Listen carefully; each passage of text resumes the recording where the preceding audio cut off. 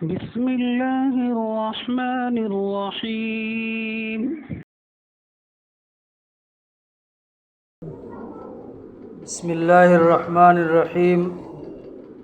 نحمدہ ونصلی علی رسولہ الکریم، اما بعد، اعوذ باللہ من الشیطان الرجیم، بسم اللہ الرحمن الرحیم۔ تلک الایام نداولها بین الناس، جب وطن کو خون کی ضرورت پڑی سب سے پہلے ہماری ہی گردن کٹی۔ اب یہ کہتے ہیں ہم سے اہل چمن، یہ چمن ہے ہمارا تمہارا نہیں۔ حضرات اساتذہ کرام، ذمہ داران مدرسہ اور عزیز طلباء، بہت دیر سے آپ حضرات نے آج 75ویں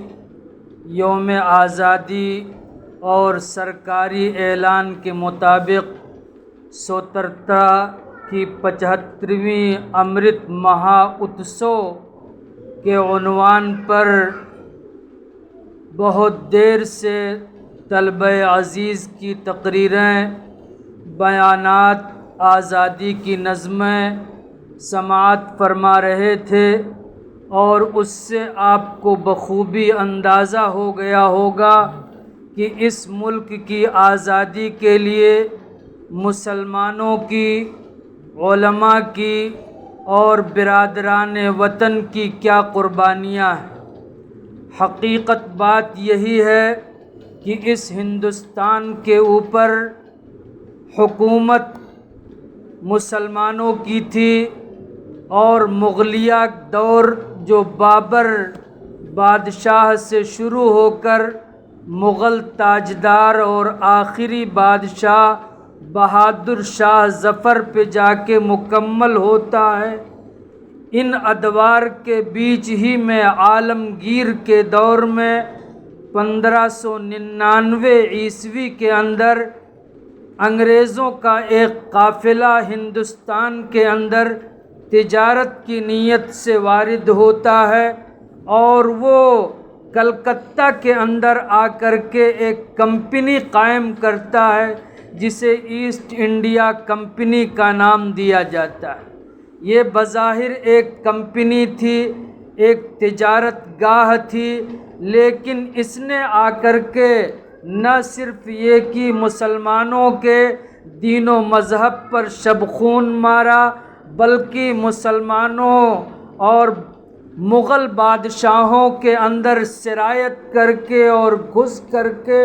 ان کی حکومتوں کے تانے بانے کو بھی توڑ ڈالا، اور ایک خانہ جنگی اور اختلاف اور انتشار کی صورت پیدا کر دی، اور نتیجہ یہاں تک ہوا کہ 1599 کے بعد سے لے کر کے آخری مغل بادشاہ سے پہلے اورنگزیب عالمگیر رحمۃ اللہ علیہ، جو انتہائی متدین اور انتہائی عظیم بادشاہ گزرے ہیں، ان کے زمانے میں کافی اثر و رسوخ پیدا کر لیا تھا ایسٹ انڈیا کمپنی نے۔ اور اس کے بعد پھر اورنگزیب عالمگیر رحمۃ اللہ علیہ کا انتقال 1707 عیسوی میں ہو جانے کے بعد ان کے جو جانشین ہوئے وہ انتہائی نااہل ہوئے، اور شاہ عالم وغیرہ کا جو دور آیا وہ بالکل طوائف الملوکی کا ایک دور آ گیا تھا، جس میں سلطنتوں کے اور حکومتوں کے تانے بانے بالکل بکھر چکے تھے، اور انگریز ہر طرف قابض ہوتے جا رہے تھے۔ اور اس طریقے سے جب انگریز پوری طریقے سے ہندوستان کی حکومت کے تمام عہدوں پر اور تمام جگہوں کے اوپر قابض ہو گئے، تو مسلمانوں میں سب سے پہلے جس کے دماغ کے اندر انگریزوں کی عیاری اور مکاری کا کہتے ہیں علم ہوا، وہ نواب سراج الدولہ تھے۔ نواب سراج الدولہ نے 1757 ہجری کے اندر انگریزوں کے خلاف جنگ لڑی، اور اس طرح سے اپنوں ہی کی غداری کی وجہ سے وہ ناکام ہو گئے اور سراج الدولہ کو شکست ہو گئی۔ اس کے بعد 1799 کے اندر ٹیپو سلطان نے سرنگا پٹنم اور میسور کے اندر انگریزوں کے خلاف جنگ اس سے پہلے لڑتے رہے، یہاں تک کہ 1799 کے اندر ٹیپو سلطان کی بھی شہادت ہو گئی۔ ان دونوں سورماؤں کی شہادت کے بعد انگریز کے لیے پورا میدان خالی نظر آ گیا، اور انگریز نے ٹیپو سلطان کی لاش پہ کھڑے ہو کر کے اس دن اعلان کیا تھا کہ آج سے یہ ہندوستان ہمارا ہے۔ چنانچہ اس کے بعد ان کے لیے پورا میدان صاف تھا۔ دہلی کی جو سلطنت تھی وہ سلطنت شاہ عالم از دہلی تا پالم تھی، اور بہادر شاہ ظفر بھی کے حالات ایسے ہوئے تھے کہ اس کو بھی قلعے سے الگ کر دیا گیا، اور آخر کار انگریز پورے طریقے سے ہندوستان پر قابض ہو گئے، اور انہوں نے اعلان کر دیا کہ سلطنت خدا کی ہے، خلق خدا کی ہے، اور سلطنت بادشاہ کی، اور حکم انگریز سرکار کا ہو گیا۔ ایسے حالات کے اندر 1803 عیسوی میں حضرت شاہ عبد العزیز رحمۃ اللہ علیہ نے ہندوستان کے دارالحرب ہونے کا فتویٰ دیا تھا، اور اس سے پہلے شاہ عبد العزیز رحمۃ اللہ علیہ کے والد گرامی حضرت شاہ ولی اللہ محدث دہلوی رحمۃ اللہ علیہ، جن کے ذریعے سے اس ہندوستان کے اندر علم حدیث آیا، اور انہوں نے حجت اللہ البالغہ لکھی، اور اس میں ان حالات کا پورا تذکرہ کیا، اور ان حالات سے نبرد آزما ہونے کے لیے کیا کارنامے کرنے ہیں ان کا بھی ذکر کیا، اور وہ فک و کل نظام کا انہوں نے سسٹم بنایا تھا، یعنی مکمل آزادی اور پوری آزادی کا حصول ہونا چاہیے۔ چنانچہ شاہ عبد العزیز رحمۃ اللہ علیہ نے اسی کے نقش قدم پر چلتے ہوئے 1803 کے اندر ہندوستان کے دارالحرب ہونے کا فتویٰ دیا۔ یہ فتویٰ حضرت شاہ عبد العزیز کا ایسا فتویٰ تھا کہ اس نے پورے ہندوستان کے اندر آگ لگا دی، اور حضرت شاہ عبد العزیز رحمۃ اللہ علیہ کے خلفاء اور جانشین اور ان کے شاگردوں نے اس فتوے کو اپنی زندگی کا نصب العین بنایا، اور انہی کے شاگردوں میں حضرت سید احمد شہید رحمۃ اللہ علیہ اور مولانا اسماعیل شہید رحمۃ اللہ علیہ ہیں، جنہوں نے بالا کوٹ کے میدان میں 1831 میں شہادت پائی تھی۔ حضرت شاہ عبد العزیز کے اپنے فتوے کی کتنی قیمت چکانی پڑی تھی، تاریخ میں آتا ہے کہ حضرت شاہ عبد العزیز رحمۃ اللہ علیہ کے موڈھے اکھڑوائے گئے، حضرت شاہ عبد العزیز رحمۃ اللہ علیہ کے بدن کے اوپر چھپکلی کا ابٹن لگایا گیا، جس سے آپ کا بدن سفید ہو گیا، حضرت شاہ عبد العزیز رحمۃ اللہ علیہ کی جائیداد کو قرق کیا گیا، حضرت شاہ عبد العزیز رحمۃ اللہ علیہ کا مدرسہ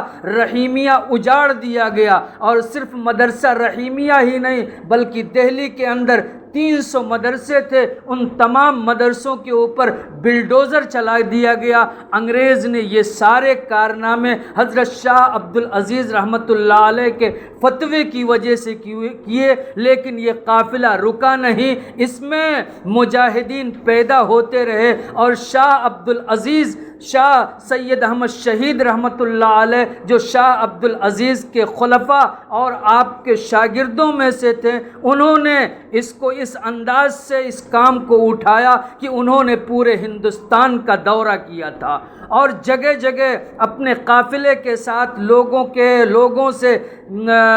جہاد کے اوپر بیعت لیا، جگہ جگہ آپ تشریف لے گئے، غازی پور گئے، سہارنپور گئے، امبالہ گئے، میرٹھ گئے، اور خاص طور سے یہ پچھمی اضلاع میں جو رائے بریلی تکیے شاہ علم اللہ سے ان کا قیام تھا، وہاں سے جو انہوں نے قافلہ اپنے مجاہدین کا شروع کیا، جس میں تقریباً 60 افراد تھے، اور جو آخر میں پہنچ کر کے ان کی تعداد 300 پہنچ جاتی ہوتی ہے جب بالا کوٹ کے میدان میں وہ لوگ پہنچتے ہیں۔ اور تاریخ میں لکھا ہے کہ حضرت سید احمد بریلوی، سید احمد شہید رحمۃ اللہ علیہ جس مقام سے گزرے ہیں اور جہاں سے گئے ہیں وہاں بدعات و خرافات کا بھی خاتمہ ہوا ہے، اور لوگوں نے اپنی اولادوں کو ان کے حوالے کیا تھا، یہاں تک کہ بالا کوٹ کے میدان میں 1831 میں شہادت ہوئی۔ اس 1831 کے تقریباً 36 اور 35 سال کے بعد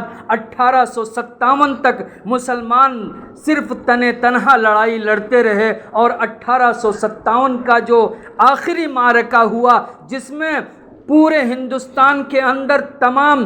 جگہوں کے اوپر، چپے چپے کے اوپر، امبالہ کے اندر، شاملی کے میدان کے اندر، صادق پور کے اندر، پٹنہ کے اندر اور پورے ہندوستان کے جگہ جگہ مقامات کے اوپر آزادی کا بگل بج رہا تھا، اور ایک عجیب دیوانگی کا عالم تھا کہ ہر ایک جو ہے اپنی جان کو ہندوستان کی آزادی کے لیے قربان کرنے کی تمنا کر رہا تھا۔ امبالہ کے اندر مولانا جعفر تھانیسری، شاملی کے میدان میں حاجی امداد اللہ مہاجر مکی، پٹنہ کے اندر علماء پٹنہ، صادق پور کے اندر علماء صادق پور۔ تاریخ میں لکھا ہے کہ علماء صادق پور کی اتنی زیادہ قربانیاں ہیں ہندوستان کی آزادی کے سلسلے میں کہ اگر تمام لوگوں کی قربانیوں کو ایک پلڑے میں رکھ دیا جائے اور علماء صادق پور کی قربانی ایک پلڑے میں رکھ دی جائے تو علماء صادق پور کی قربانیاں بھاری پڑ جائیں گی۔ میرے محترم بزرگوں اور دوستوں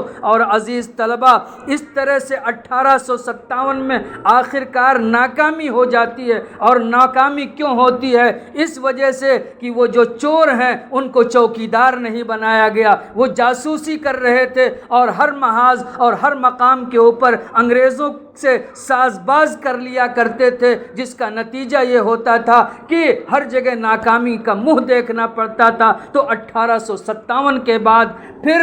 علماء اکرام نے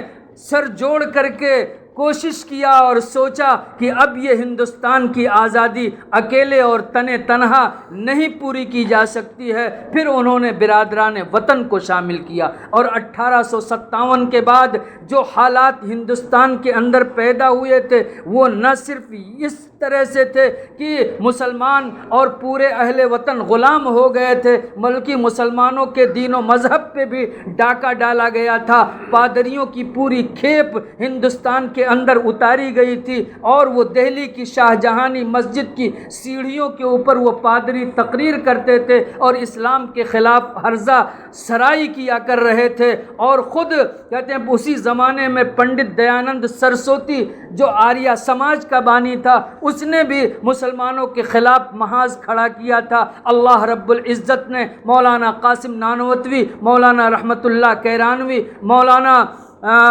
انور شاہ کشمیری رحمت اللہ علیہ ایسے جیال فرزندوں کو پیدا کیا تھا۔ انہوں نے ان سب کا جواب دیا۔ 1866 کے اندر دارالعلوم دیوبند کا قیام ہوا، اور اس کے بعد یہ قیام اس لیے ہوا تھا تاکہ دارالعلوم دیوبند سے ایسے افراد اور ایسے جیالے پیدا کیے جائیں جو ہندوستان کی آزادی میں نمایاں کردار ادا کریں۔ چنانچہ اللہ رب العزت نے اسی دارالعلوم دیوبند سے پہلا شاگرد حضرت شیخ الہند رحمت اللہ علیہ کو پیدا کیا، جنہوں نے ریشمی رومال کی تحریک چلائی۔ ریشمی رومال کی تحریک پوری ایک تاریخ ہے، اور آپ کے شاگرد رشید حضرت مولانا حسین احمد مدنی رحمت اللہ علیہ نے ان کی اس تحریک کو کامیاب کیا۔ مولانا عبید اللہ سندھی نے اس ریشمی رومال کی تحریک کو ہندوستان کے باہر تمام اسلامی ممالک تک پہنچایا، لیکن شریف مکہ کی کہتے ہیں بدعہدی کی وجہ سے حضرت شیخ الہند گرفتار ہوئے اور مالٹا کی جیل میں پہنچائے گئے۔ اس کے علاوہ ہندوستان کے بیشتر علماء کرام نے قید و بند کی صعوبتیں برداشت کی، جس میں مولانا فضل حق خیر آبادی کا بھی نام آتا ہے اور دیگر علماء کرام ہے۔ 1857 کے بعد 1947 تک کی جو کہتے ہیں حکمت عملی کے ساتھ جد و جہد کی گئی اور برادران وطن کو بھی شامل کیا گیا، خلافت تحریک چلائی گئی، ہندوستان چھوڑو تحریک چلائی گئی، ستیہ گرہ نمک ستیہ گرہ تحریک چلائی گئی، گاندھی جی کو پورے ہندوستان کا دورہ کرایا گیا، اس میں بھی حضرت شیخ الہند رحمۃ اللہ علیہ کا ہاتھ تھا، اور 1919 کے اندر جمعیت علماء ہند کا قیام میں عمل میں آیا، اور نیشنل کانگریس جو ہے وجود میں آئی۔ پھر ان سب کے اختلاط سے مل کر کے بڑی حکمت عملی کے ساتھ جو ہے وہ انگریزوں کے خلاف محاذ بنائے گئے، اور انگریز جو ہے یہاں تک اس نتیجے پر پہنچا کہ اب میرے لیے ہندوستان کے رہنا ناممکن ہے، اور اس نے یہاں سے جانے ہی کو عافیت سمجھا، اور آخر کار 1947 کے اندر وہ یہاں سے گیا، مگر تقسیم کا